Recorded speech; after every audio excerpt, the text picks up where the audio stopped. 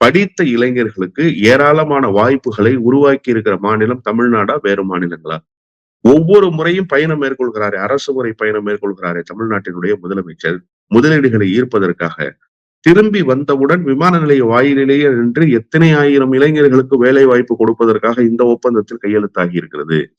இந்த நிறுவனம் தொழில் தொடங்க இருக்கிறது என்கிற புள்ளி விவரத்தை ஒண்ணு விடாம வாசித்து பத்திரிகையாளர்கள் மூலமாக நாட்டு மக்களுக்கு சொல்லிட்டு தானே வீட்டுக்கு போறாரு.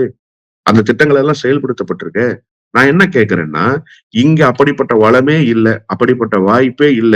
எதுக்காக உங்க ஊர் பீகார்ல இருந்து இங்க வர்றாங்க? எதுக்காக சார் வர்றாங்க? எதுக்காக சார் உத்தரப்பிரதேசத்துல இருந்து இங்க வர்றான்?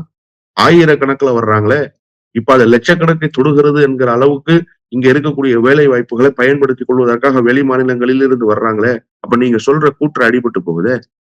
அப்ப இங்க இருக்கிற வாய்ப்புகளை நாங்கள் மேன்மையாக பயன்படுத்தி கொண்டிருக்கிறோம். கீழ்நிலையில் இருக்கிற வாய்ப்புகளை வேறு மாநிலத்தை சேர்ந்தவர்களுக்கு கொடுக்கிற அளவுக்கு இங்க இருக்கிற கட்டமைப்பை உயர்த்தி இருக்கிறது தமிழ்நாடு அரசு.